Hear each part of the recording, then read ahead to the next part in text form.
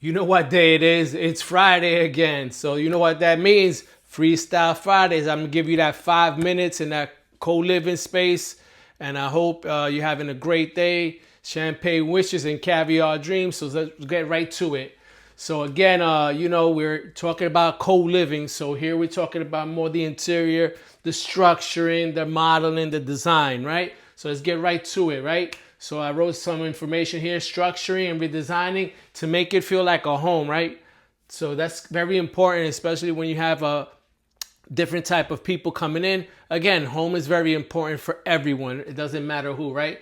So first topic, you have to have a balance of privacy and community and be that mindful of that smart design, right? So you have to have a vision to cast what is it you want to look for, and maybe lean on people with some experience in that space as well. So be mindful of that and take that cheat code. Just connect with somebody who's done this prior. So that'd be super helpful.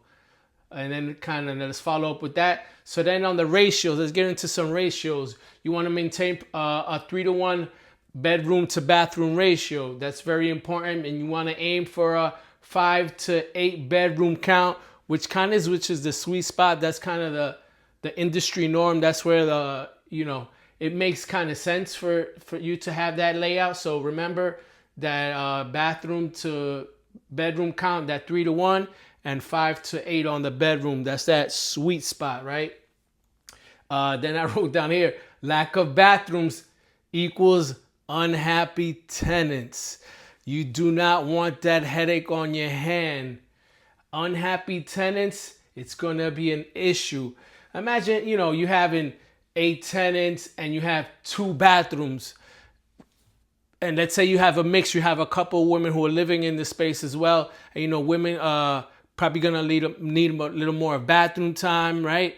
How do you manage that? That's gonna be an issue off the top. So be mindful of that those bathrooms are integrated into your space, because if not, you're going to have a problem. You're gonna have unhappy tenants, which equals vacancies. Please try to avoid that at all costs. Be mindful of that. That's why I keep reiterating it. Now let's get to your common areas. Where people share, right? The kitchen, maybe a dining room, a living room, sort of, a space where people can gather. That needs to be comfortable, right? You don't want to be a tight confines. Again, you're providing housing, a home as well, right? So you have to be mindful when people come to live.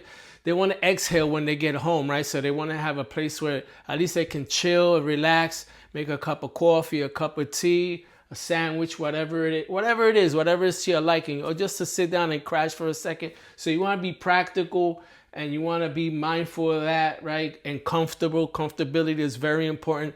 You don't have to make it luxurious, right? You don't have to make it into a 5-star, right? That has all these scented smells when you walk into a lobby into some of these hotels, right? Obviously you got to smell good. Come on. But you know what I'm saying.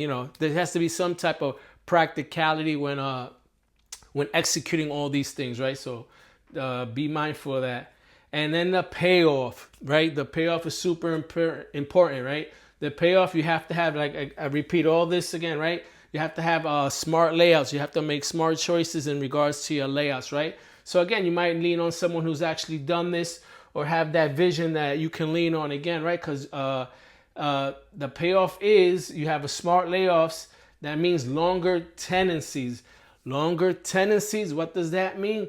Lower turnover, right? That's very important. You don't want to have to be turning over every month or whatever your agreement is, and people are just not happy and satisfied. The goal is to keep people in these homes, right, for a long period of time, right? Even though it might seem a little transient, right?